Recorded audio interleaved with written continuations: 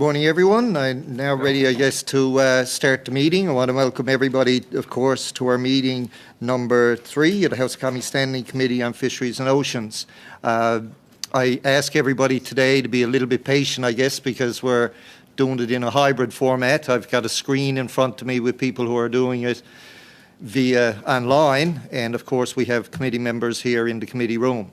So we'll try, especially if anybody is saying something, try and say it really slow, because translation, and as well to hear it on the computer, and vice versa for anyone that's on line doing it that way, doing it by Zoom. I may even ask some people to repeat at times what they may be saying. I'm not going to go through the full Mr. Chair? Yes. Just point of order here. We're getting, I don't know about anyone else, but I'm getting translation, French translation on my English service. So I'm not sure if anybody else is as well. Okay, what have you got your... Me too, Mr. Chair. It's not working either in French and English. Okay, so you haven't got it on floor, have you? Have you selected the language of your choice?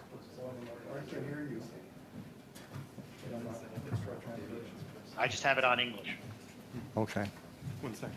Okay, we'll take a moment and get that checked on before we go any further. What? You're getting French now? Okay, how is it now at this time, Serge? I get a thumbs up from Mr. Kellaway. No. No. Can you do it again, Mr. Chair? Can you? Yes, Mr. Kellaway. Nice of you to join us all the way from wherever you are today. I don't know if you're on the hill or if you're actually in your riding or you're in your constituency office. Same issue, Mr. Chair. So are you hearing it at all, Mike, or are you hearing it in French? I'm hearing it primarily in French. Okay, even though you have English selected. Yes, same. Correct. Okay, we'll let the individual staff check on that to make sure it gets corrected. We certainly don't want to continue unless we can participate fully.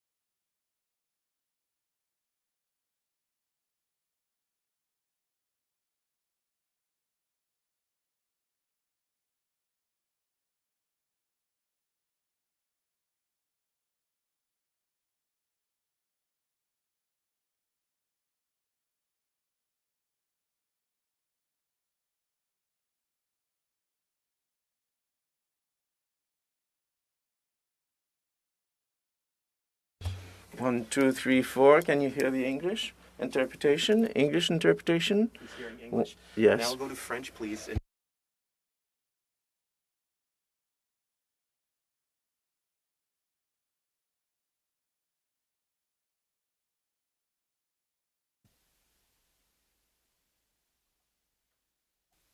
Mr. Chair, can you just talk a little bit to see what's coming through?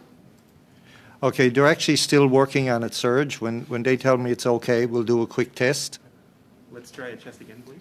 Let's see if they can hear. Okay, Serge, are you hearing it in French now? Oui, je l'entends, mais je pense que le problème.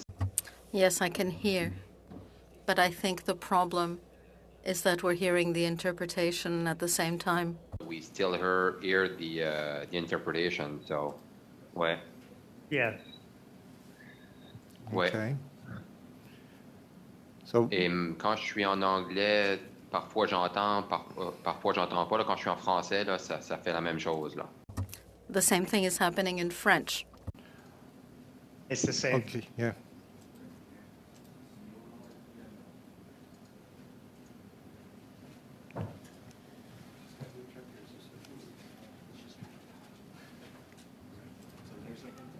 Sure. Actually start speaking. Okay.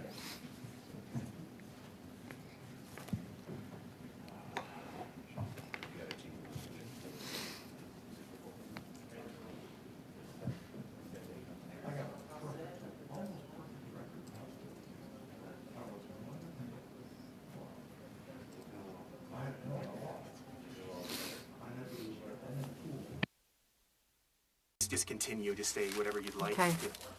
Checking 1 2 1 2. Checking 1 2 1 2 on the English channel. 1 2 1 2. Checking. Checking 1 2 1 2.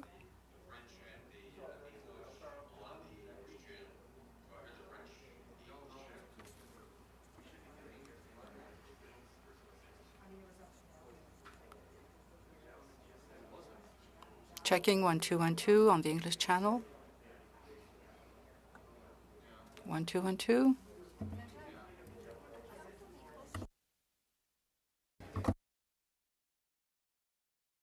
Mr. Hardy, can you try again? Are you hearing me in both French and English, or are you just hearing me in English? Right now, I'm just hearing you in English, and I just heard the check from the English translator in English. If the French translator would like to try and say something, maybe we'll find out if we can hear him as well. I hear a French translator. Would you like me to speak in French to see If he's saying something, I can't hear it now. Serge, can you hear the French? I'm on désactivated now. Let me just try the French. Ah, là, parfait. Là, ça... Yes, that's perfect. It seems to be working now. Je m'excuse, Monsieur. Good. Est-ce que vous m'entendez bien? Can you hear me? Are you hearing the English interpretation? This is the English channel. Is it working? Can you hear what I'm saying in the English interpretation?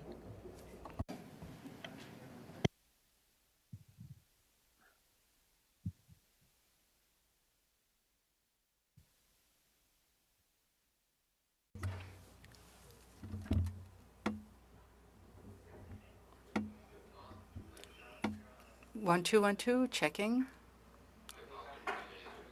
Again on the English channel.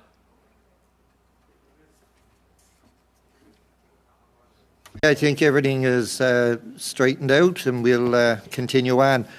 For the benefit of those joining by Zoom, because I know you can see everybody on your screen who's doing that, I'll let you know who's here in the actual committee room.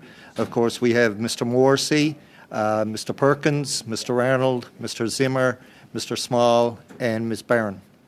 And everybody else is by Zoom. So just for your benefit to know who's here and who's not. But we'll move on. I want to say to everybody, to some extent, I think the last meeting that we held, there was a bit of confusion as we went through the motions. And I think part of that is when you do an amendment and then a sub-amendment on the amendment and a sub-amendment on the sub, it's a little bit hard to keep it straight. And I do apologise if it was confusing, but if people could keep that in mind, and if we could deal with a sub-amendment on the amendment, and if there's another sub-amendment to that, let's do it afterwards, because trying to keep it all in a regular flow takes a bit of coordination on this end. So if everyone could cooperate in that regard, I'd appreciate it. And as I said at the start, I'm not going to read through all of the normal opening remarks. We all know about the requirement for COVID and the spacing and the masking and the speaking and everything else. So I want to get down to business, I guess, right away, so as we can get done as much as we can in our time frame. So just to let everybody know, when we finished up at the last meeting, we were actually at the end of a motion by Mr. Arnold, who had spoke extensively to the motion, and as well Mr. Morrissey had spoke to that particular motion. It would be, if I can find it. Yeah, it would be the one, DFO, Scientific Studies and Advice. Mr. Chair. Yes, Mr. Cormier. Sorry, I just want to make sure, I just want to have my name put on the speaking list, please, right after we deal with Mr. Arnold's motion. I'm not sure it's a good time to do it, but please, just want to add my name on the speaker list after we are all done with the motion of Mr. Arnold. Okay, well, leave your hand up so as I don't forget. Okay, thank you. All right, thank you. So, of course, Mr. Arnold, I don't know if you were going to respond to Mr. Morrissey at that particular time when we adjourned, so I'll leave that up to you if you were. I don't know if you had a speaking list for others. I had no direct response to Mr. Morrissey other than that if they had amendments to the motion, they've had time to put those forward. So. All right. Mr. Hardy, you've got your hand up. Is that to speak to the motion or just to be on the list? Yes. Well, no, it's to speak to this motion, Mr. Arnold's motion. Okay, when you're ready. Okay. Based on having a couple of days to think about it, I do have an amendment to Mr. Arnold's motion that I'd like to put forward, if I could, please. And the suggested amendment is as follows. That pursuant to Standing Order 1082, the committee, and by the way, this will be provided to the clerk right away for distribution, I believe in both languages. But pursuant to Standing Order 1082, the committee undertake a study of at least 6 meetings to examine how the Department of Fisheries and Oceans prioritizes, resources, and develops scientific studies and advice. And this is the change from Mr. Arnold's original motion, and how the department applies this science in its decision making. And then the rest of the motion would stand as Mr. Arnold had submitted it, that the committee call witnesses, including the Minister of Fisheries and Oceans, senior department officials from the Department of Fisheries and Oceans, and persons who have directly contributed to the department's science and science processes to testify, that the committee hear from no fewer than 20 witnesses, and that the committee report its conclusions and recommendations to the House. Mr. Perkins.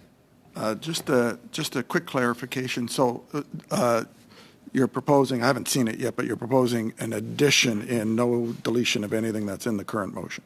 Is that correct? No, that's not correct, Mr. Perkins. What would come out of the original text is the following. And how the minister applies data and advice provided by the department and other government departments to ministerial decisions. The original motion puts the focus entirely on the minister, whereas I think it would be far more useful for us to determine what the department does, how it structures its studies, and how it's used, because there are probably infinitely more circumstances where the department will make decisions on regulations or other matters, perhaps even in advice to the minister. But there are many other instances where the department will employ science, and I think it's worth our while to find out what that process is, because it will cover a lot more ground than the wording suggests in the original motion. Okay. Mr. Zimmer. I guess I should take my mask off, just it's easier to read lips. Yeah, I would just support the motion as it was initially brought forward. The wording exactly as we understood it to be before today. So I would support that remains as is and would not support the amendment. Thank you. All right, seeing no more indication of intervention on the proposed amendment, Tina, can we do a vote, please? It's not the same when everybody is in different places. I'd like you to do a recorded vote. Thank you, Mr. Chair. On the amendment of Mr. Hardy. Monsieur Cormier? Oui pour l'amendement. Yes, for the amendment. Mr. Hanley? I support the amendment. Mr. Hardy?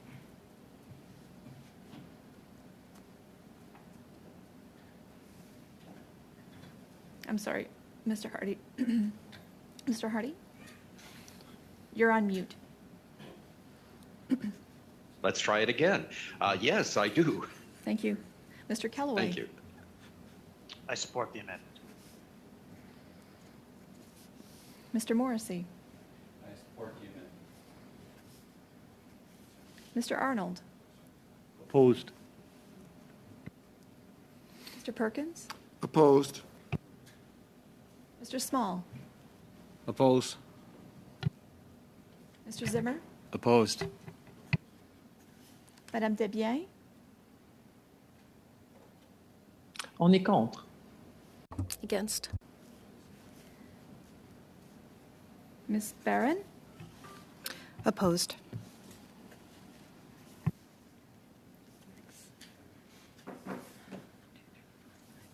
Five yeas, 6 nays. Okay, the amendment is defeated. Somebody wanted to speak right after? Okay, now we'll go to the motion as not amended in its original form. So Nancy, if we could do a recorded vote on the motion as it stands, please.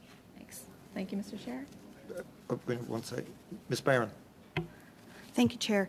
I wanted to put forward an amendment to the motion as it stands. Am I able to do that? Yes. Thank you. Can I do that right now? Yes. Thank you very much. There's an amendment that is being circulated, at least it's my understanding, and the proposed amendment reads as such, that pursuant to Standing Order 108-2, the committee undertake a study of at least 6 meetings to examine how the Department of Fisheries and Oceans prioritizes resources and develops scientific studies and advice for the department, how the results of scientific study are communicated to the minister and Canadians, and the remainder of the motion is exactly as it read prior. I can continue reading if that's helpful. Exactly what you're omitting and what you're adding. Thank you, Chair. Okay.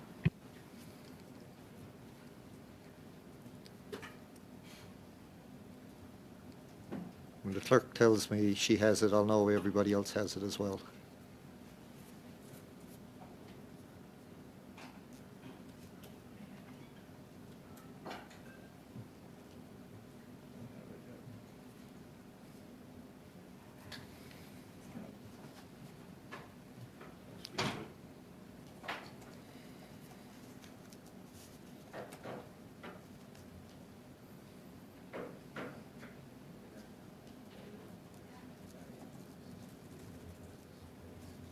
Mr. Chair, is this supposed to come through our emails? It's coming. It's coming. Okay. Sent. It is now being sent by the clerk.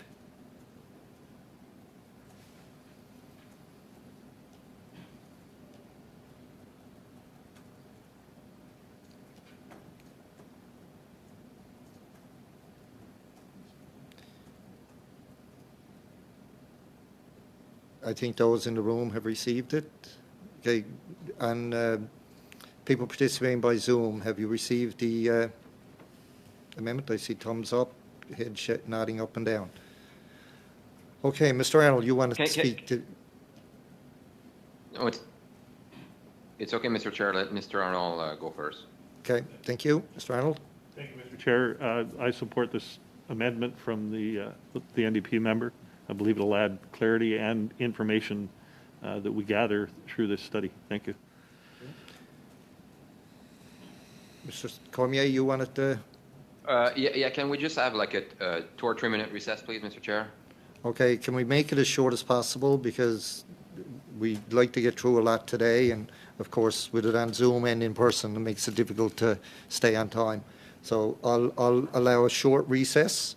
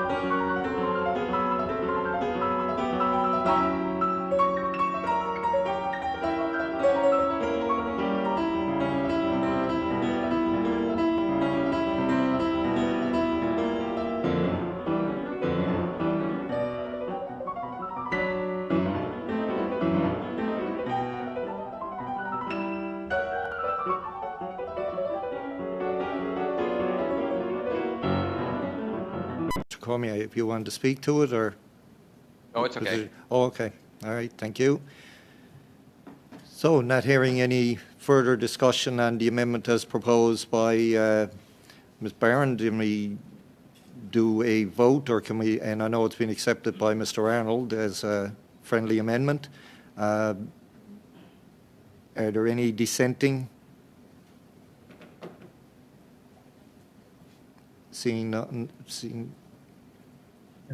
Okay, there are now. Okay, can we do a recorded vote, Tina, please? On the amendment of Ms. Barron, Yes. Monsieur Cormier, No. Mr. Hanley, No. Mr. Hardy, Opposed. Mr. Kellaway, Opposed. Mr. Morrissey, Opposed. Mr. Arnold, In favor. Mr. Perkins, In favor? Mr. Small, Aye.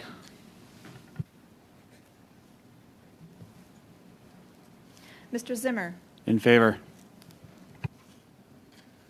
Madame Desbiens, En faveur. Ms. Barron, In favor. yeas pour, 6 nays contre 5. Okay, the amendment is carried. Now we'll get to the motion as amended. Seeing no hands up for discussion, we'll assume we'll go to a vote. When you're ready, Tina, please, and the motion as amended. The main motion as amended, Monsieur Cormier, No. Mr. Hanley, No. Mr. Hardy, Opposed. Mr. Kellaway, No. Mr. Morrissey, No. Mr. Arnold, In favor. Mr. Perkins, Yes. Mr. Small, Yes. Mr. Zimmer, In favor. Madame Desbiens, En faveur. Ms. Barron, In favor. yeas pour 6, nays contre 5. Motion as amended is carried. So I think that's all we had on notice of motion, I think, from our last meeting. So I'll move ahead now with, Sir, Mr. Cormier wanted to speak. Clarification. Yes. Did we pass the safety at sea motion? That was notice of motion? I don't recall. I don't either.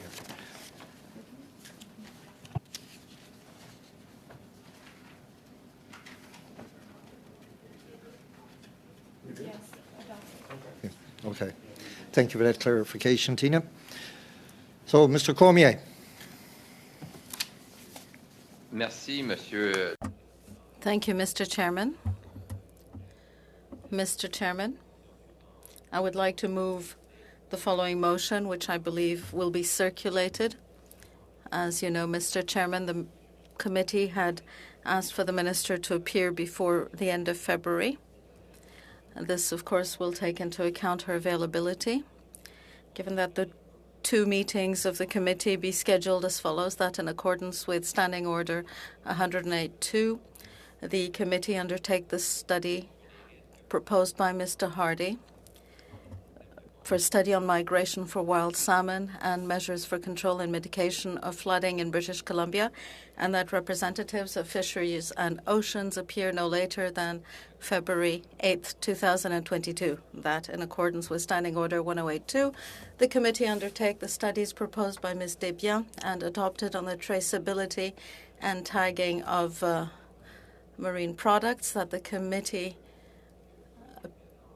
present its findings in a report to the House no later than April 8, 2022, and that, in accordance with Standing Order 108.2, that the committee undertake the study proposed by Ms. Barron and passed on the repercussions of discharges into the sea, that the witnesses appear no later than February 2022, and that the committee present its findings in a report to the House no later than June 14, 2022.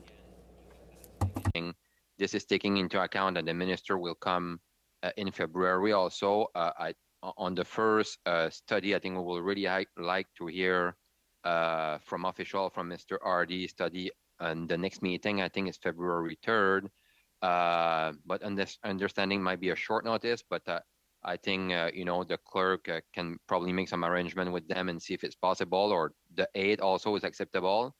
And again, following Mr. Hardy's study, we will immediately begin. On va commencer après avec les.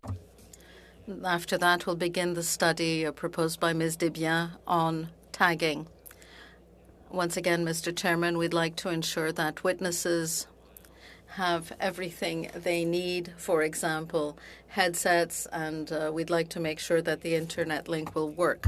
Can be with official on the week of February 14, and after that we will continue with Ms. Barron later on with her study. So I'm not sure if everybody received the motion. Je suis pas sûr si tous les.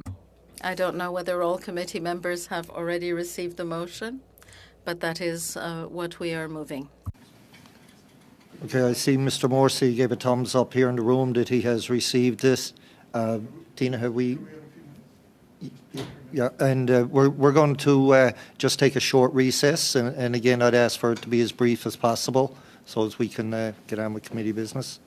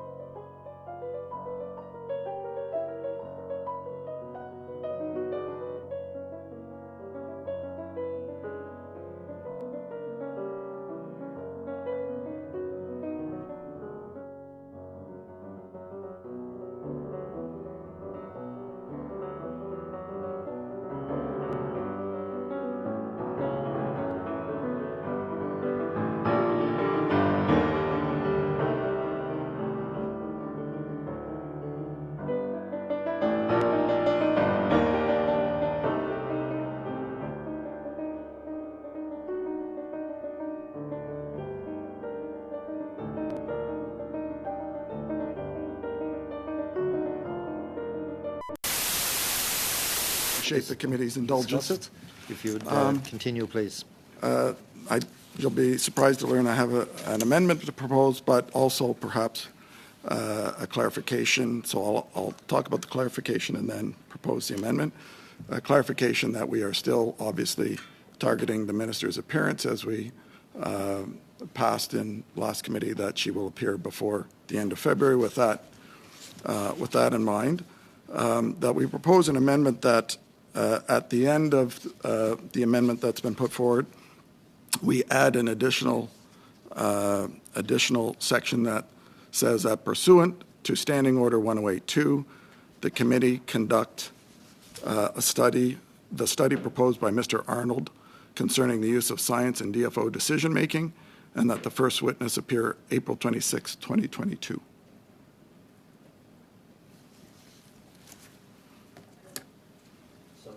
So, Go ahead, Mr. Cormier. Mr. Perkin, just to make sure, you want also a clarification on the minister appearance, so, right? So. Yes. Sorry, yes. Okay, no worries. So just like I said, like the minister, like I think it was vote and agree that, the minister will come in February. So we have some wiggle room there. So there's no way in this motion that we will, we want to do something so that the minister doesn't come in February. I think we all agree to that. So, and regarding your ask to add something, I think the motion of Mel Arnold, you said? Yes. Sorry, yes. Yeah, so I think we can agree with that. The only reason, Mr. Perkins, and I didn't mention maybe some of your studies. There's so many studies on your side, so we didn't know which one was important to you. But if you want to add that at the end of the motion, I think we can agree with that. So. A busy agenda, but yeah, thank you for that clarification. That's exactly our first priority. Hand up. Thank you, Mr. Chair. Yes, pardon me? No. If it's okay to speak with my mask off. Thank you, Mr. Chair. Just for more clarification on the appearance by the minister, the parliamentary secretary was indicating he had maybe had conversations with the minister about an appearance. I'm just wondering if we can get an update as to where the communications are in requesting that the minister appear, if there has been a communication sent, or if there has been a communication received back in such case. Thanks. Mr. Callaway, do you have an answer for that question from Mr. Arnold? I know I don't, only the fact that I understand the minister is committed to coming before the end of February. But I don't know if Mr. Callaway has more to add. No, thanks, Mr. Chair. The communique has been sent to the minister. I haven't heard back, but I will certainly follow up on Mr. Arnold's question for sure. Okay, thank you for that. Mr. Hardy, you have your hand up. I do, Mr. Chair. I was just noting the date proposed in the amendment of April the 26th. I'm wondering if, given the time space we'd need to carve out for Ms. Debian and Ms. Barron's studies, that May the 5th would be perhaps a little bit more accurate as the date for the conservative study to start. That way we wouldn't get in the way of the conclusion of those two other studies. Can I just consult for a moment? I'm going to recess for a moment as a request from Mr. Perkins to deal with that suggestion.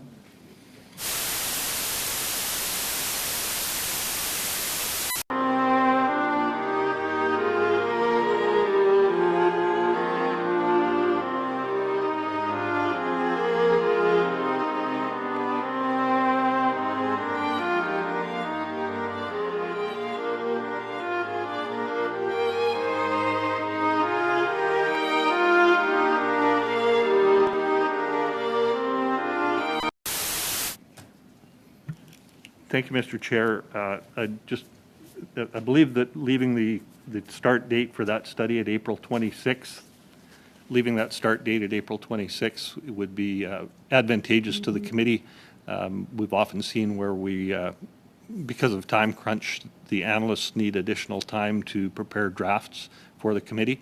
And if we need to, we can adjust as we get closer to that time to allow one study to start as we're waiting for the drafts or redrafts of a previous study. Thank you. Okay, any other intervention? Mr. Hardy? Perhaps, Mr. Chair, we could do it, make the suggestion that the conservative study start no later than May 5th, which would then give us, whatever cushion we needed to make sure that the other work was concluded, in line. I think if we're in the middle of something, or if something happens to bump it and it doesn't happen on April 26th by any motion that we do, and as Mr. Cormier mentioned in his, the appearance of the minister or the availability of officials or the availability of witnesses as we go through may interpret that or demand that we have to change the schedule.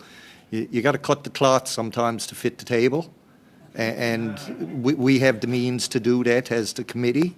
And as we go forward. So, saying April 26th to start this motion or this particular study is great in a perfect world.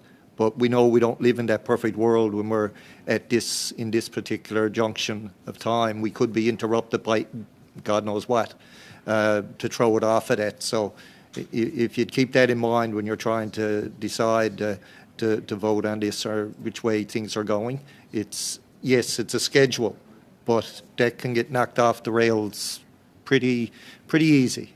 And we won't be able to stick to that exact schedule. And I think as chair, we would know as we go along if we're getting in trouble of meeting that deadline or not meeting it. So we may have to adjust as we go. Ms. Debian. Oui, merci, Monsieur le Président. Thank you, Mr. Chairman.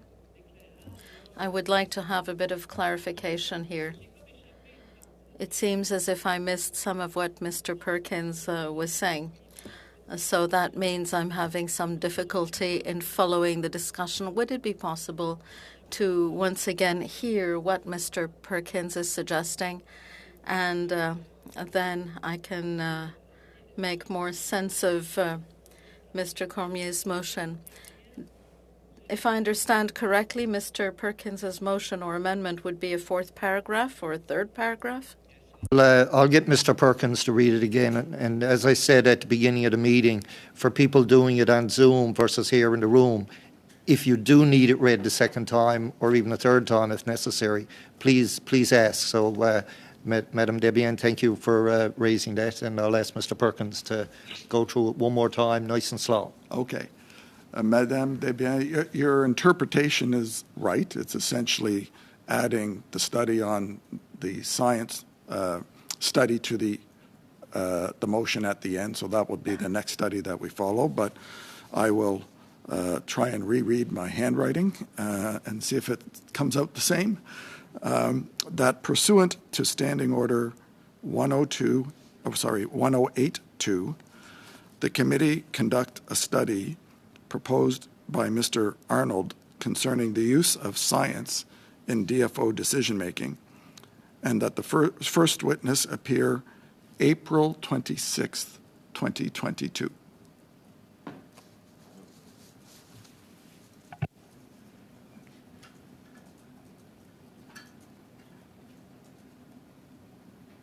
Is that okay, Madame Debian, or have you got any questions? Oui, ça va, merci. That's fine. Thank you. So the discussion was on the date on which the first witness should appear. That is what the discussion was on, right? Yes. Parfait. Merci beaucoup, Monsieur le Président. Great. Thank you, Mr. Chairman. You're welcome. Mr. Chair. Yes, Mr. Cormier. Sorry, just pour Madame Desbiens. For Ms. Desbiens, Mr. Chairman, if I may, the motion put forward does follow Mr. Hardy's study. Then there would be yours. Then there would be Ms. Barron's, and then there would be Mr. Perkins. That would be a subsequent paragraph to the motion. And that would have witnesses appear on April 26th. It doesn't change the order in which witnesses and studies would be carried out. What? It would add a study for the Conservative Party. Is that all right?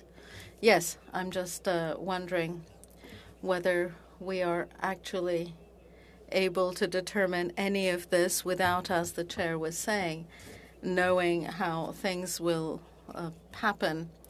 Does establishing a date actually establish anything? I don't quite see how. Well, we've put in dates to give ourselves deadlines to make sure that our studies move forward. Perhaps other things will happen along the way, and we'll have to amend those dates. But at least we give ourselves deadlines, taking everything else into account. Thank you. Thank you. Everyone, it's like, I'm reminded, it's like hoping for the best and expecting the worst. So I think that's the way we got to ride it. So hearing no further discussion and the amendment by Mr. Perkins, we'll go to a vote. Tina? Recorded. Thank you. The amendment of Mr. Perkins. Monsieur Cormier. Oui. Mr. Hanley. I support. Mr. Hardy. Agreed. Mr. Callaway. Support. Mr. Morrissey. Mr. Arnold. Approved. Mr. Perkins. Agreed. Mr. Small. Yes. Mr. Zimmer. In favor. Madame Desbiens. En faveur. Ms. Barron. In favor. Thank you. So the amendment isn't the motion. Now we vote on the motion as amended if there's no discussion. Seeing no hands. Tina, could you do a recorded vote on the motion as amended, please? Motion of Monsieur Cormier as amended. Monsieur Cormier. Oui. Mr. Hanley. Yes. Mr. Hardy. In favor. Mr. Callaway. Yes. Mr. Morrissey. Mr. Arnold. Agreed. Mr. Perkins. Agreed. Mr. Small. Agreed. Mr. Zimmer. In favor. Madame Desbiens. En faveur. Ms. Barron. In favor. Yeas pour 11. Okay, motion as amended is carried. Mr. Callaway, you have your hand up. Yeah, thanks, Mr. Chair. I'm just wondering, Mr. Chair, if you have enough information now to set the calendar, and if the clerk could draft a calendar, if possible, if we have that information now, to circulate it to the members in due course. Certainly, Mr. Callaway, as soon as we can get it all put together and out to the members, and we'll know what we're doing in a number of meetings going forward. Mr. Zimmer. Yeah, thank you, Mr. Chair. Just to be clear, Clerk, and I asked through the Chair, can you just recognize all the studies that are going to be included in that calendar that Mr. Callaway just referred to, just so we're all are clear on what to expect on what that calendar is going to include? Thank you. I know Ms. Barron had her hand up as well before I get the clerk to respond. Thank you, Chair. It feels a little out of order now, but I was hoping to put forward and not take a lot of time on it. Hopefully, fingers crossed, perhaps it's a little optimistic, but I wanted to put forward a motion and was wondering if I could do that now. You can. We're in committee business, but we'll have to answer Mr. Zimmer's question first, I think, as to what the calendar Great, would look thank like. you. We don't want to overlap too much. I'll get confused and I'll fool up something that shouldn't be fooled up. So, Mr. Zimmer, Tina is looking at our calendar there now. Thank you, Mr. Chair. The first study would be the study on risks, a study of Mr. Hardy on the risks posed to wild salmon runs by flood control mitigation. Following that would be the study of Madame Sorry, Mr. Desbiens. Chair, I don't know if we're supposed to be able to hear her. I just Sorry. think her mic needs to be on. I don't know if she's speaking through you or, okay, awesome. It's on and I'm hearing it. Okay, maybe I just need to turn up my We would volume. begin with the study of Mr. Hardy on risks posed to wild salmon runs by flood control mitigation systems, followed by the study proposed by Madame Desbiens on traceability and mislabeling of seafood products. After that, it would be the study of Ms. Barron on marine cargo container spills, after which we would then move to the study as proposed by Mr. Arnold. And I believe we've just added the study, no, sorry, that would be the last study that was just added by Mr. Arnold on the Department of Fisheries and Oceans Science. Mr. Perkins. I have another motion to make, if that's in order at this point. Can I just follow through with the clerk with the question that I just asked? Yeah, Madam Clerk, there was, I put forward a study on illegal and underreported and unregulated fishing, and that was passed in this committee. And you didn't include that as part of the schedule, and it should be, because it was passed in committee.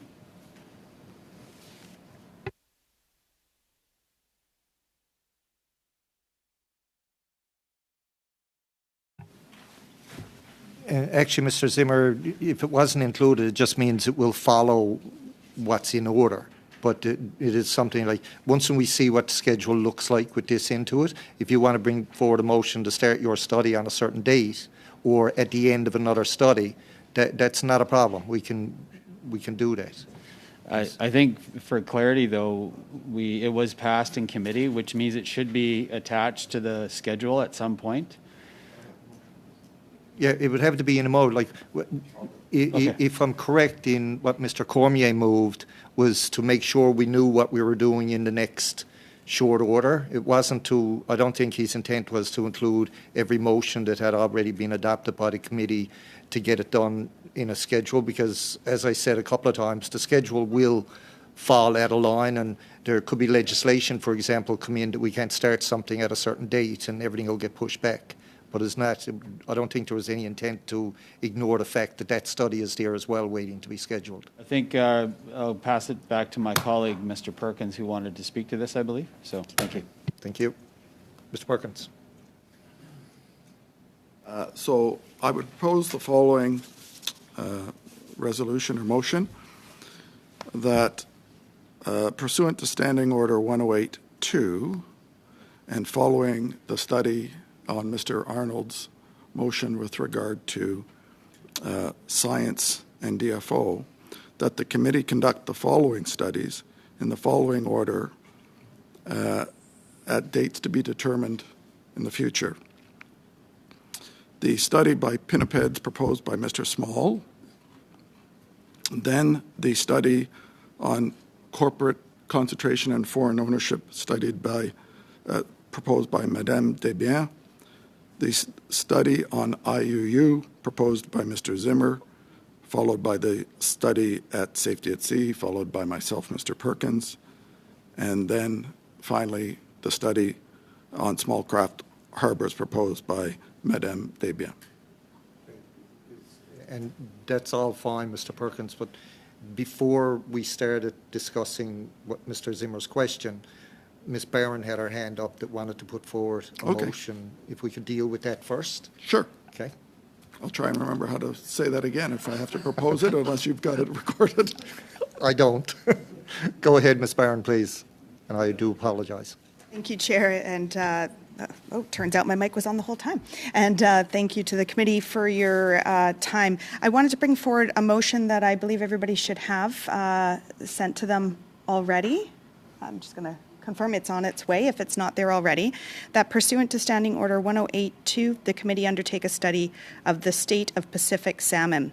That the evidence and documentation received by the committee during the second session of the 43rd Parliament on the subject to be taken into consideration by the committee in the current session. That the committee adopt the report entitled Pacific Salmon, Ensuring the Long-Term Health of Wild Populations and Associated Fisheries adopted during the second session of the 43rd Parliament. That the chair present the report to the House, and that pursuant to Standing Order 109, the committee requests that the government table a comprehensive response to this report, and that the committee set a deadline for dissenting or supplementary opinions.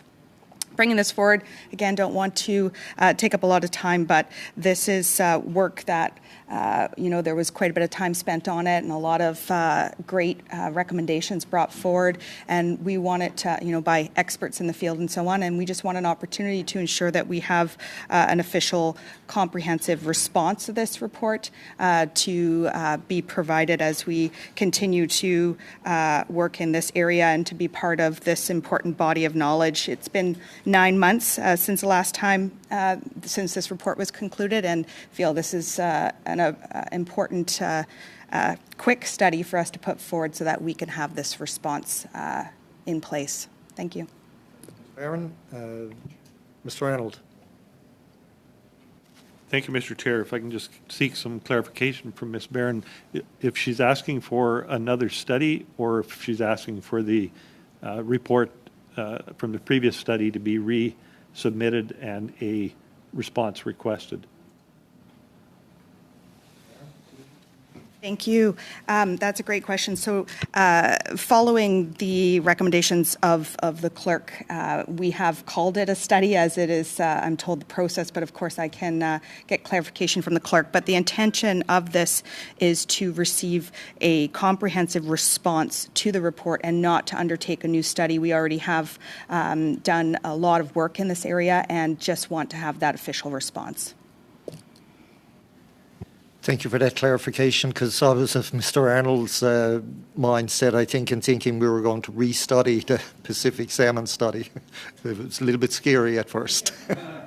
But no, there's no problem with asking for it to be retabled and presented in the House, as we know.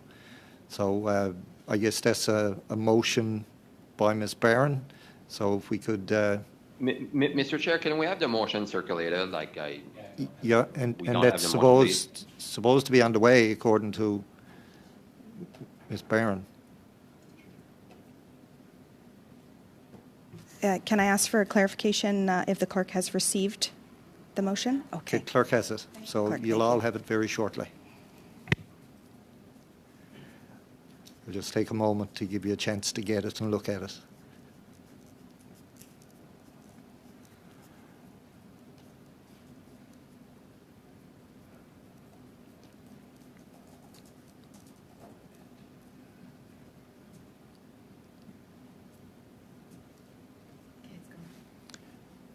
Okay, you should be all receiving it now.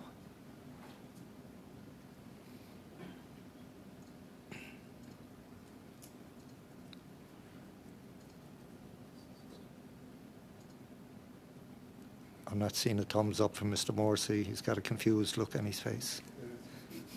Mr. Chair. Yes. Okay.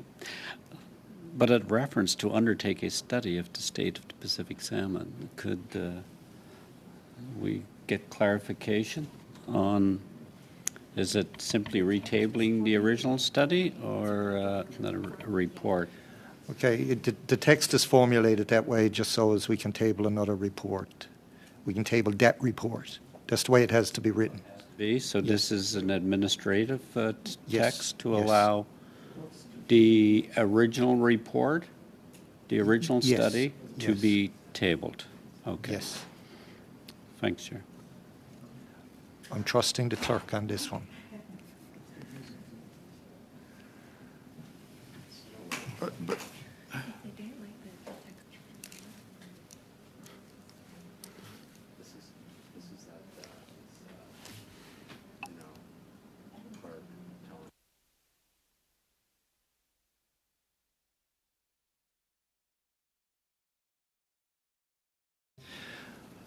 Okay, and from the clerk, it appears that in order for us to re-present it in the House and ask for a response, you have to recreate the study.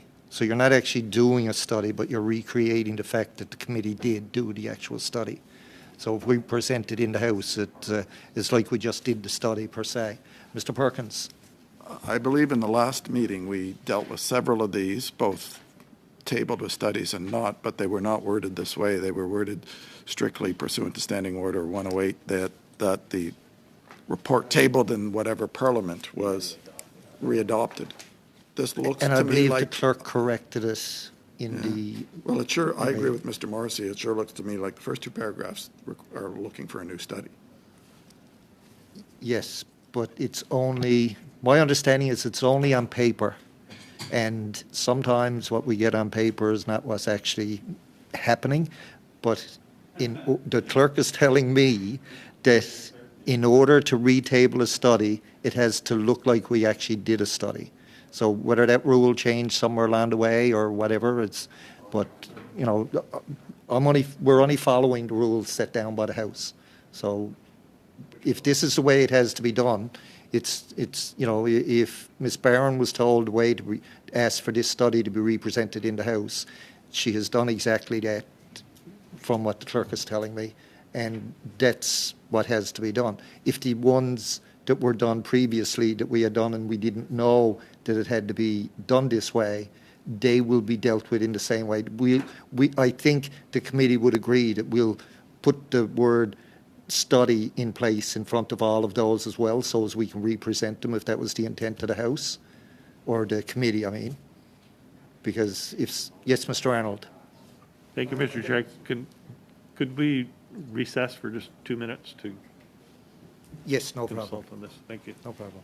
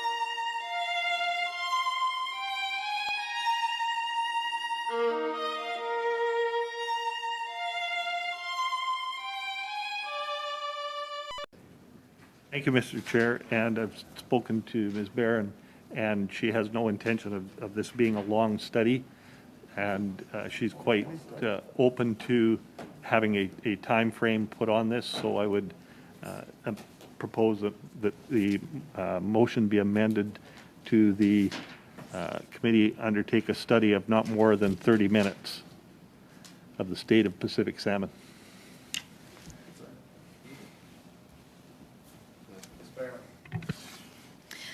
Thank you.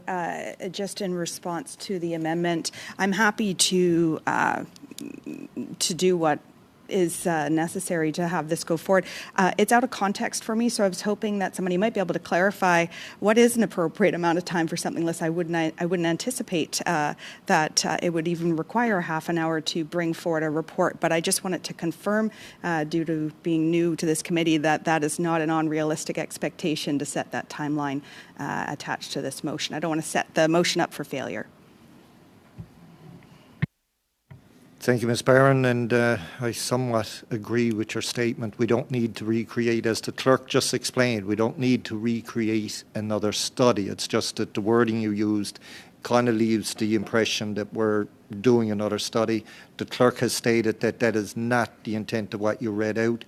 You're doing exactly what was suggested. We don't need a time frame from anyone to say we'll have a 5-minute study or a 30-minute study or an hour. So it's... Madame Debienne, you have your hand up. Oui, Monsieur le Président. Thank you, Mr. Chair. I'd like to know whether we have access to that report. Has it been published or tabled? Can we obtain it?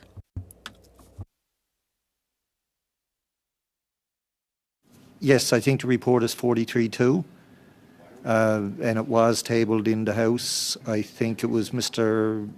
Hardy, I think, who actually tabled it. And I don't know if there was an official response back or not, but because, of course, Parliament dissolved. So that's basically all it's asking, is that we have a chance to retable that in the House and get an official government response to that actual study. And I do agree with Ms. Barron, there was a lot of time spent on it, and it was a pretty detailed study and well participated in, and a good report done at the end of the day. So yes, that can be tabled, and we will now deal with, if there's any debate or question, to Mr. Arnold and his proposed amendment. Mr. Hardy? No, I think he's gone. Yeah, no, sorry, Oh. Mr. Chair, I lowered my hand. Oh, okay, thank you. All right, so Mr. Arnold, we'll, Mr. Morrissey. Clarification, then just be clear on what it is we're voting on. I'll ask Mr. Arnold to read it out again, and if he has a short explanation, to do that as well. Mr. Arnold. You want to just support the motion? Mr. Chair, I'll just withdraw my amendment, and we can move directly to voting on the motion. Thank you, Mr. Arnold. Okay. All right, so we'll go to a vote on the motion by Ms. Barron, and I'm sure everybody has their copy now in both official languages. Tina, if you could do a recorded vote, please. Thank you, Mr. Chair. Monsieur Cormier?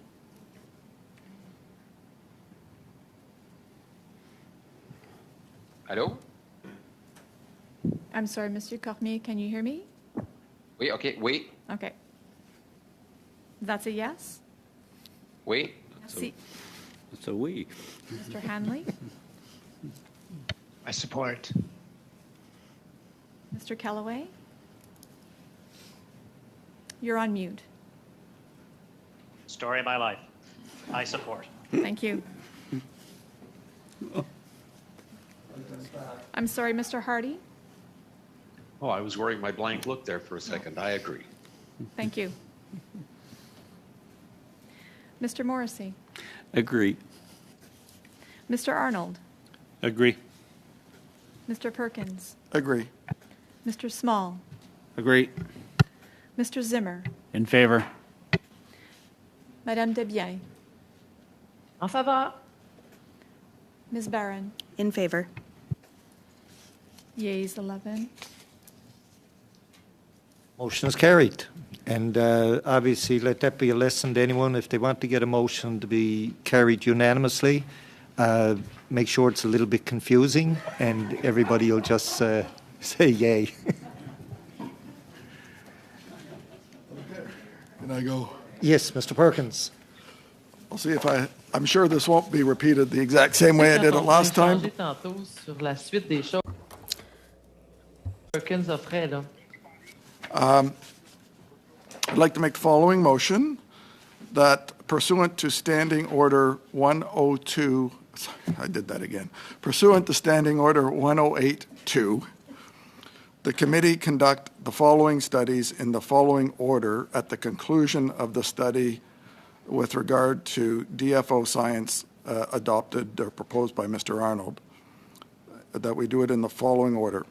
The study on pinnipeds as proposed in the notice of motion adopted by the committee by Mr. Small, then the study on corporate and concentration and foreign ownership as adopted by the committee and proposed by Madame Desbiens, the study on IUU, short for the one proposed by, as proposed by Mr. Zimmer, the study then followed by the study at safety at sea as proposed by myself, Mr. Perkins, and then finally the study on small craft harbors as proposed to the committee and adopted by Madame Desbiens.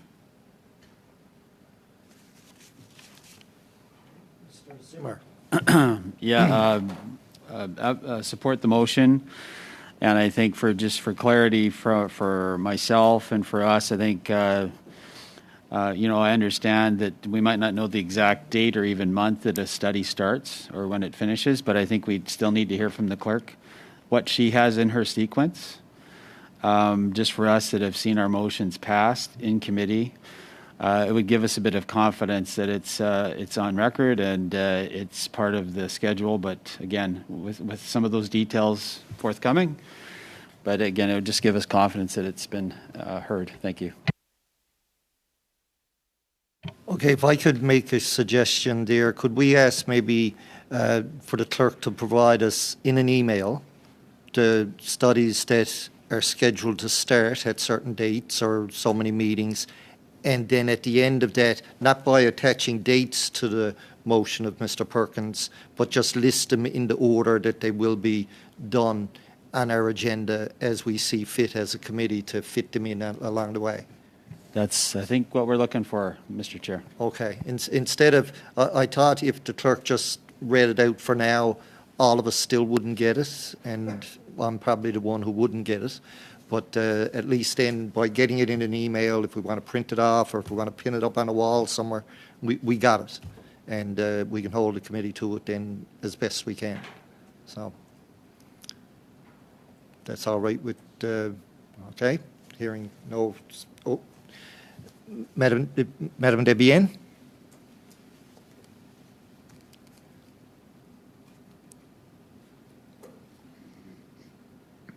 You're on mute.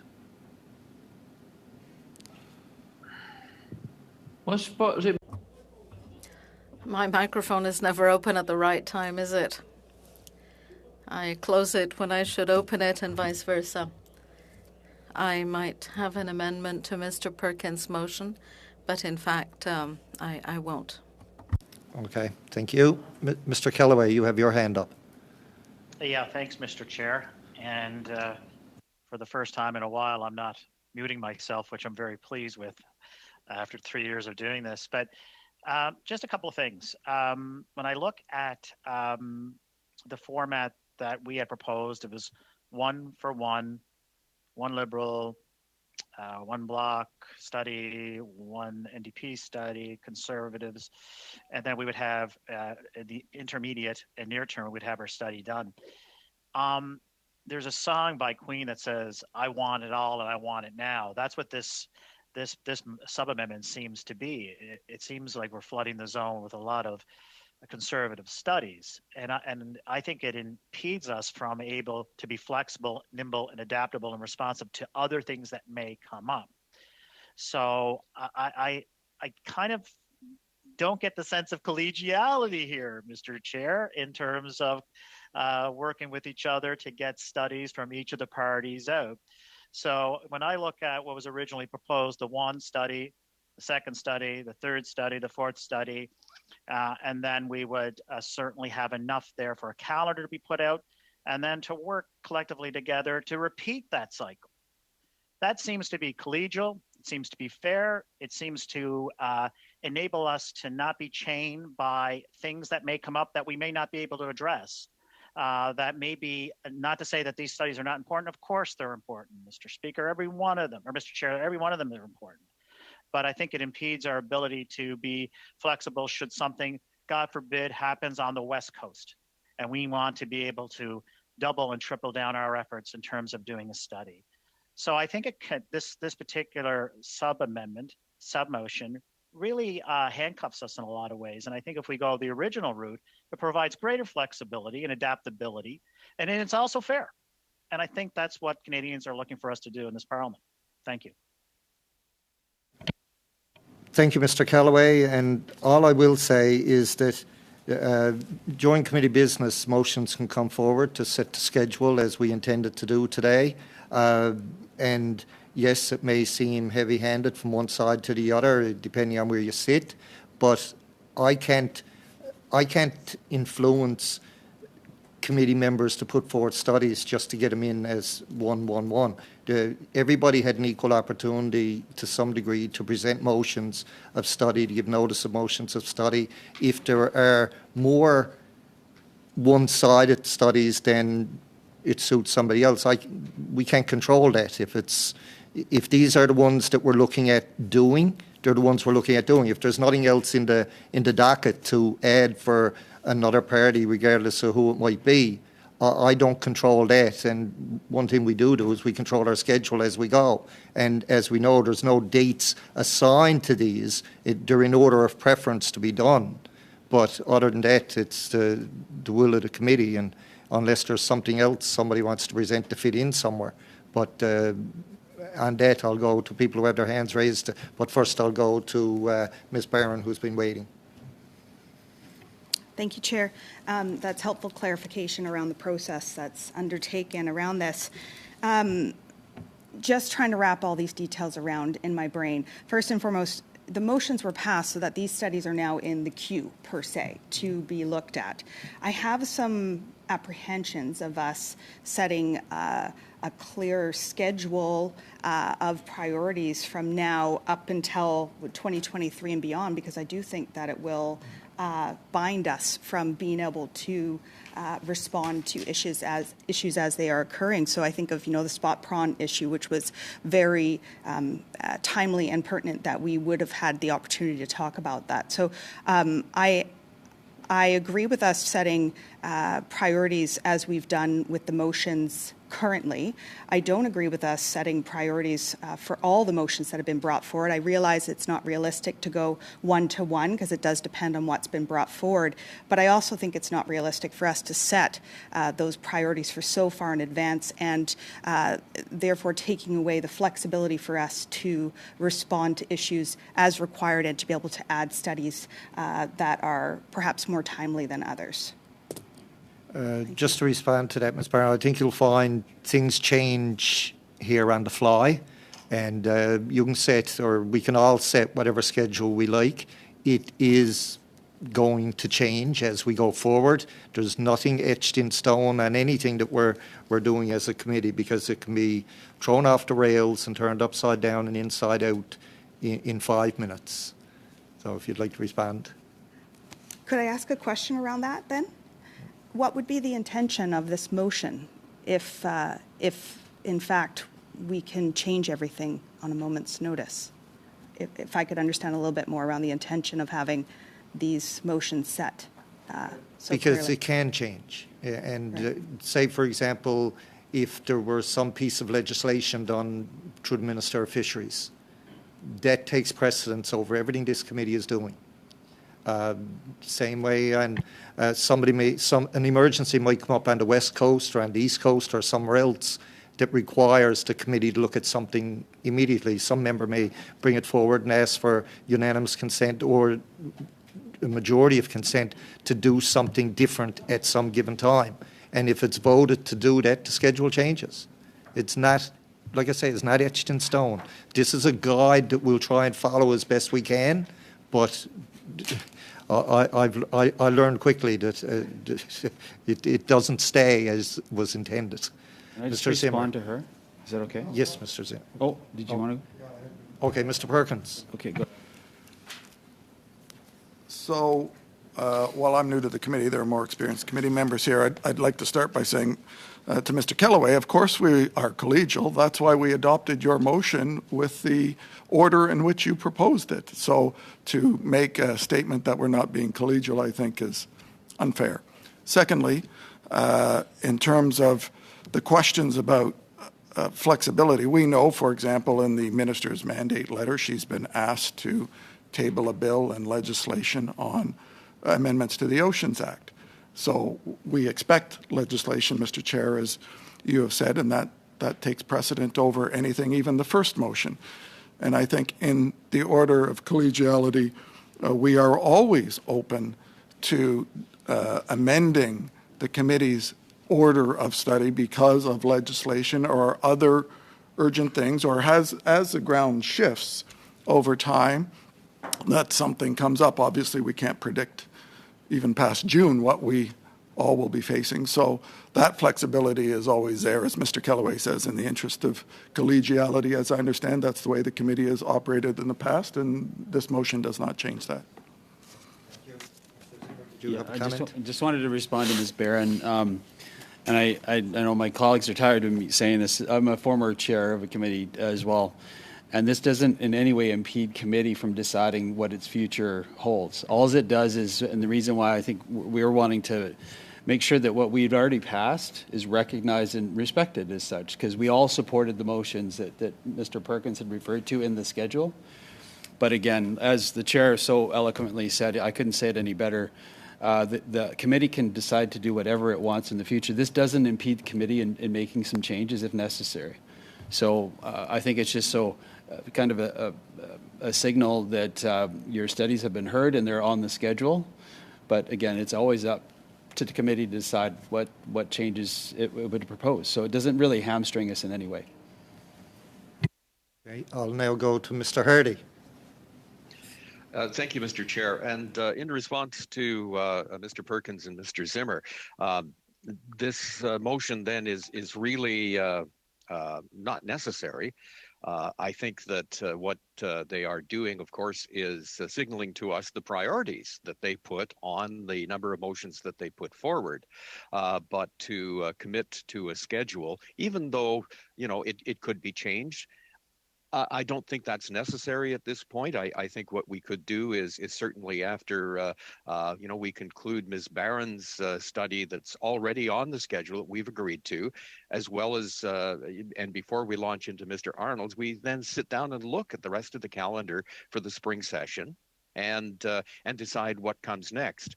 But we need to have that discussion, not just based on emergent things that come up, but to ensure that the voices of all of the participants in this committee are heard in a reasonable balance and fair order.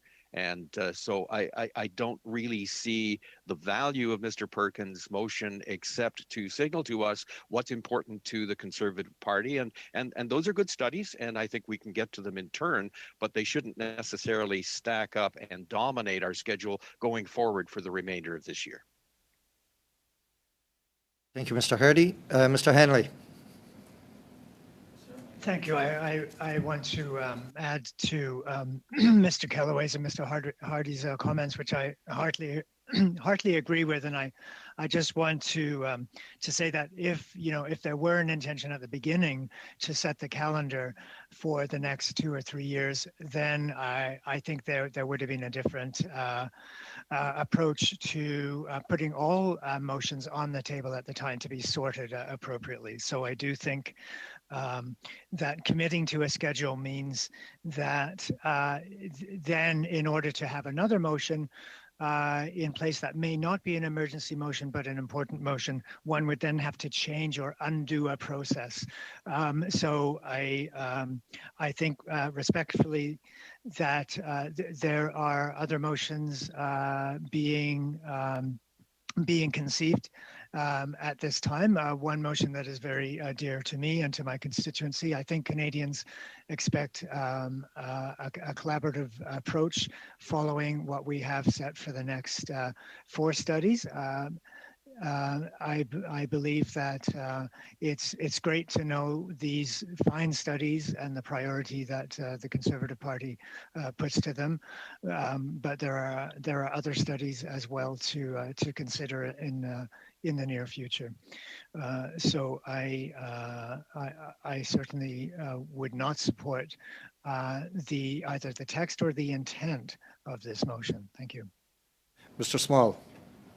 Oh, I'd just like to speak in support of MP Perkins' motion, and I'm sure the way he's got that schedule laid out there reflects consultations with industry stakeholders, and I think we should soon have a vote.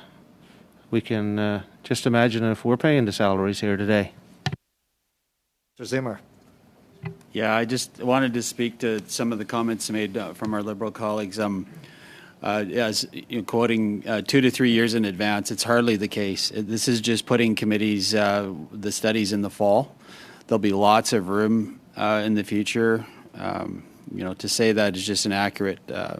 We're just talking about setting up the schedule so we have a good picture of what this year is going to bring. And I think we've been working collegially with all our colleagues and have shown support for and goodwill with all members of committee. So just put that on record. Thank you. Mr. Cormier. All fine, Mr. It's okay, Mr. Chair.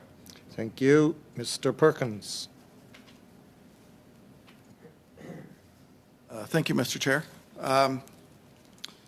Just a clarification to one of the comments earlier, there are 5 studies, I believe, in the first motion that we passed, and that's the order in which the committee is going to study them. But I'd like to raise a point of order. I'd like to notify the chair that we don't have unanimous consent to end the meeting at 1 p.m. since we started at least 15 minutes late today. So I would propose that the committee extend its sitting time to finish our business until 1:30 p.m. So you're asking for an extension of 30 minutes? Because of the delay today. Because of the 15-minute delay. And where we're going here. Some of the delay was we were waiting on members to show up?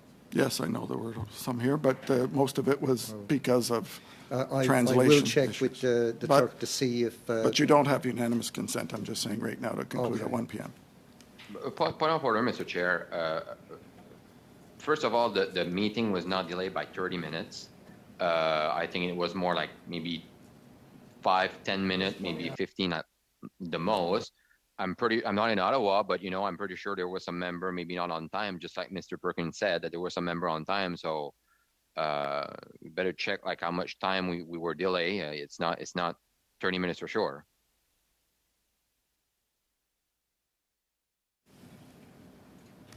Thank you, Mr. Chair. I think I've almost lost my train of thought here, but the order of precedence for these studies to be done, the motion or the study motion put forward by Mr. Zimmer, I believe this may be the 3rd time this motion has been put forward, and it's been delayed by elections and other procedures that have taken place. It's high time that motion was studied. It's been identified in multiple parliaments now, so I'd like to make sure that it is recognized as a priority. Thank you.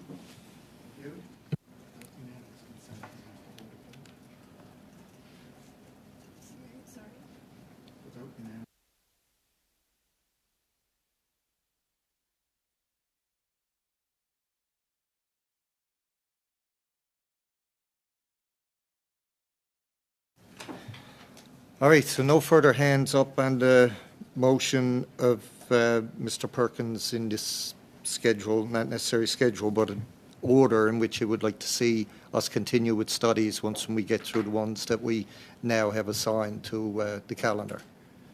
So, Yes, I do have the other point of order motion on the floor without unanimous consent. so without unanimous But consent. You need to have. Okay, so we have to have a vote to extend. I understand that, because normally I would ask for unanimous consent to extend the meeting. But first I'll ask the clerk if we know if staff and officials are available.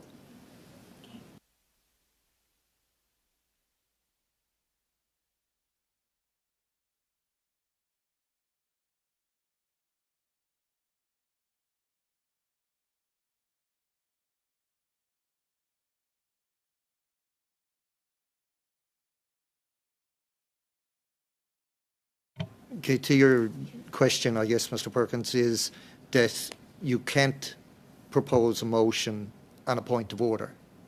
You can on this. Let me finish. And when the clock hits 1 o'clock, you can then propose to ask for unanimous consent or a motion to extend. It's my understanding, staff. My understanding is you can raise a point of order and give and remove unanimous consent to adjourn at any time during the meeting. But it's still a motion. You can't raise a motion, from my understanding, on a point of order. You can't do a motion on a point of order. And I read that this past week in that big fat green book that we're all told to study. So, Mr. Small. Point of order. Thick book. It's a thick book.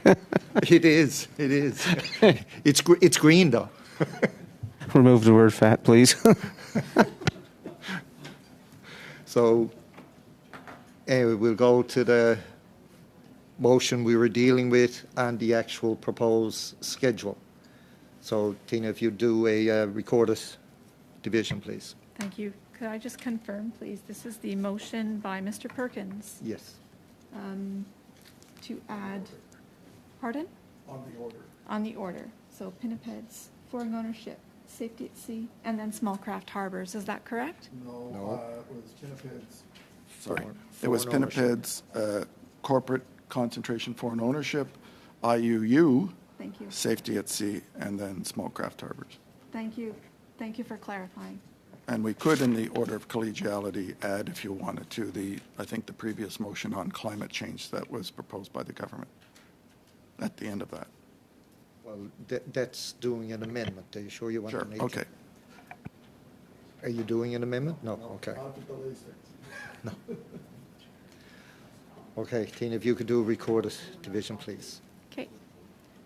Motion of Mr. Perkins. Monsieur Cormier? No. Mr. Hanley? Against. Mr. Hardy? Opposed. Mr. Kellaway? No? Mr. Morrissey? Mr. Arnold? In favor? Mr. Perkins? Yes. Mr. Small? In favor. Mr. Zimmer? In favor. Madame Desbiens? Contre. Ms. Barron? Against.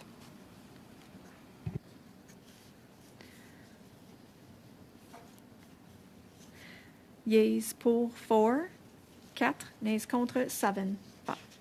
7. Motion is defeated.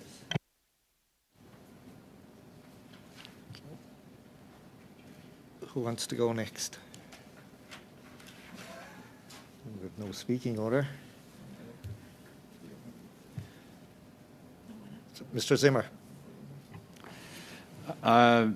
Getting back to my original question, I think I just would like the clerk to recognize that it's at some point this study will be on the calendar. And that's all I need to hear. Again, we weren't asking, or I'm not asking for dates as the previous motion. It would have been great if it passed, but just for certainty, because you did mention the first part of the schedule. the motions are passed to study these different topics? And is that part of the calendar? Thank you. So I don't have specific dates for the studies. Based on Mr. Perkins's motion that was just adopted, the order, and this is again following the motion that was adopted by Mr. Arnold, I have the study on pinnipeds, your study on IUU, after that foreign ownership by Madame Debier, then Mr. Perkins, safety at sea, followed by Madame Debier again, small craft harbors. Okay, thank That's you. the So they list. are, Oh, I'm sorry. This is what was, this Yeah. is what was just defeated. I'm sorry. okay, The so noted. suggestion. So thank you. Thank you, Madam Clerk, for clarifying that they are in the queue, so to speak, but just don't have specific dates attached yet. So thank you. That's Motions fine. are adopted. Thank you.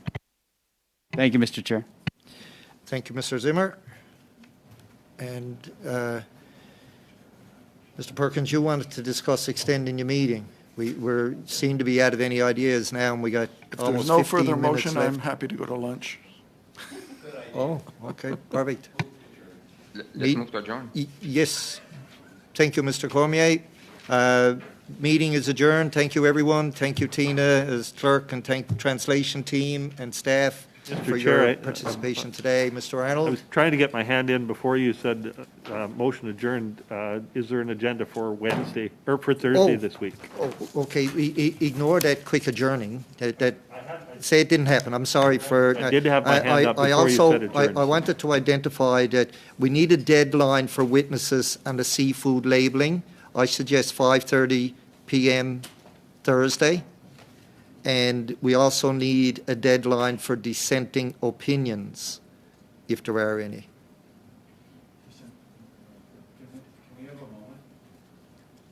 Okay, all right. I'll kind of recess for a couple of moments to let you guys have a little conversation.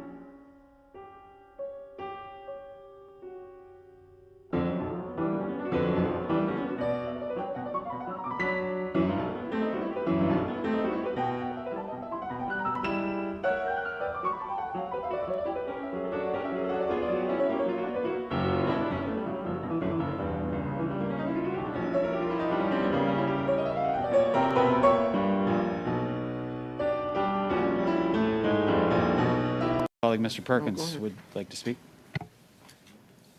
Go ahead, Bob. Otherwise, don't fight over who's Oh, going okay. to speak. One of you go.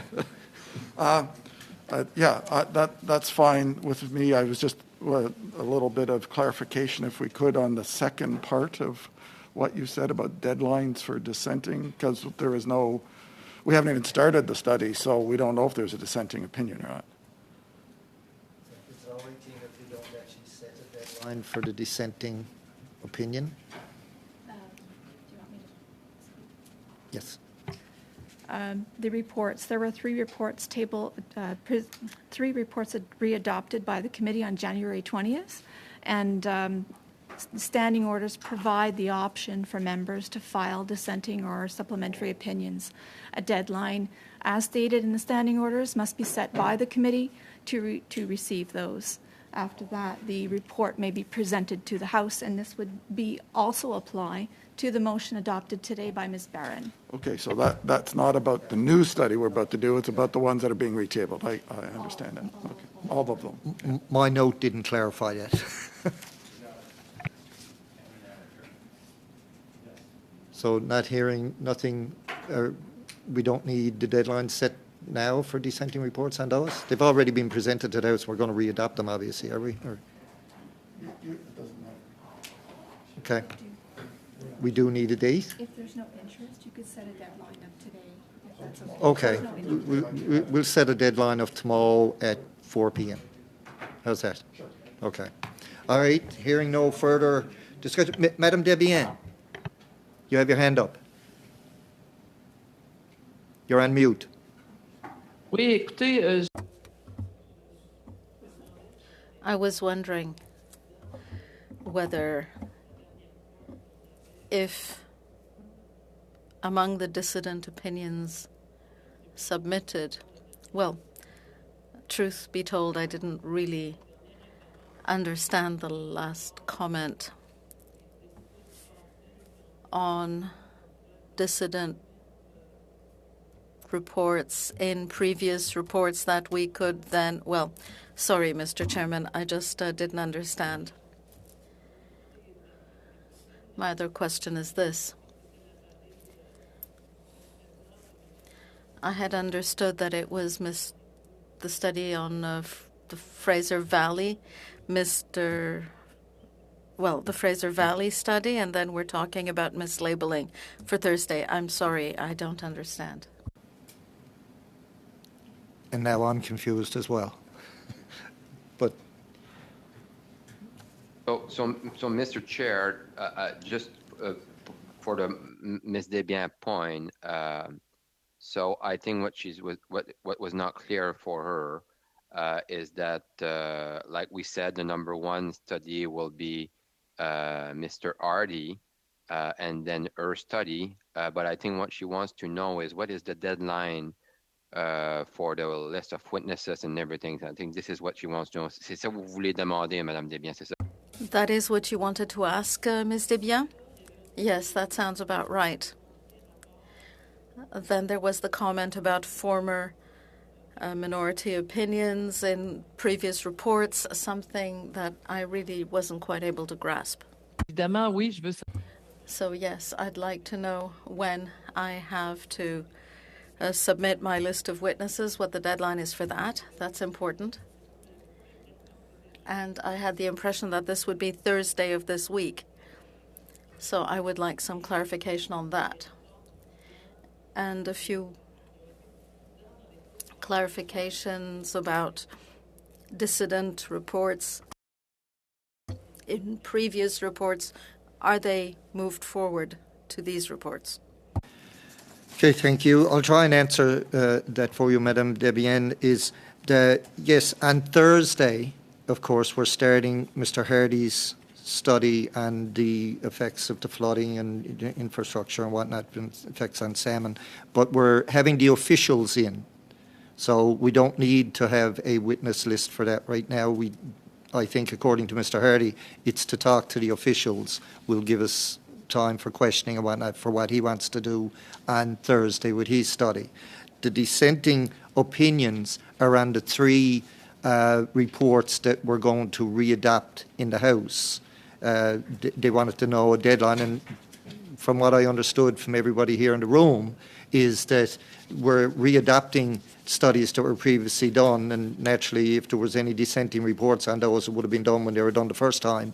But if anybody wanted to add a dissenting report to it, we would set a deadline, and nobody seemed to have one, so we said let's make it 4 o'clock or 5:30 tomorrow just to deal with that piece of information that we need to deal with in order to retable these motions back in the House again.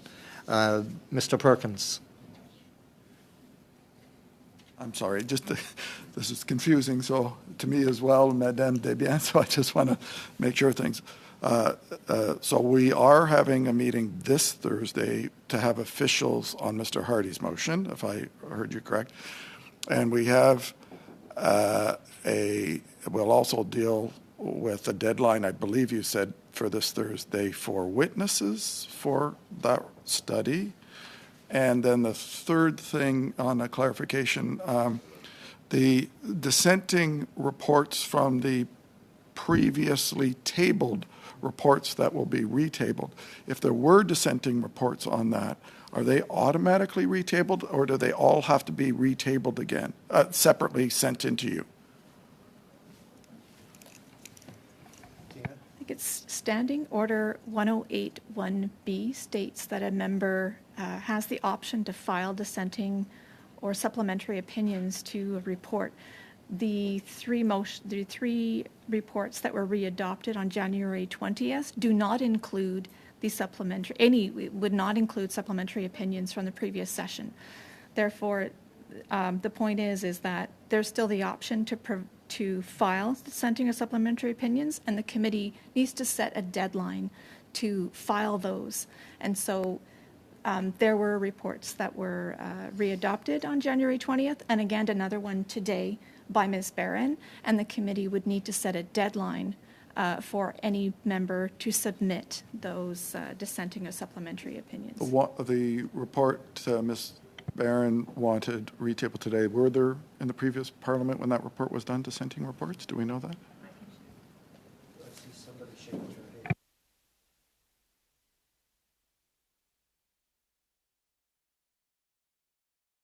Mr. Chair, I do believe that Mr. Arnold filed the dissenting report. I could be wrong.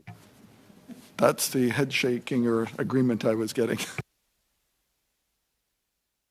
Mr. Arnold, do you intend to file that again?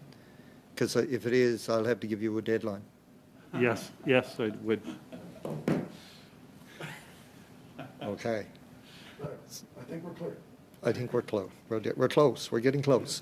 So what we don't know yet, though, when that's going to be retabled, right? We don't know the date. That's up to you. That would be up to you to decide when you want to present it. But I would need a deadline. I need to receive the dissenting opinions if there are any. They're appended to the report. Could we get that dissenting report that's expected as soon as possible, Mel, say by next Wednesday? Okay? Next Wednesday at 5 p.m.? Okay. Perfect. The last thing that you need.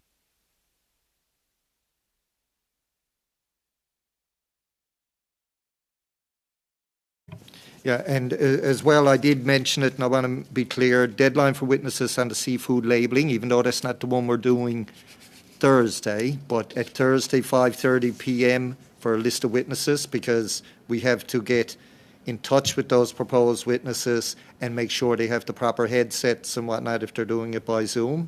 So we need some time for that. So I suggest Thursday, 5:30 p.m. as a deadline for witnesses.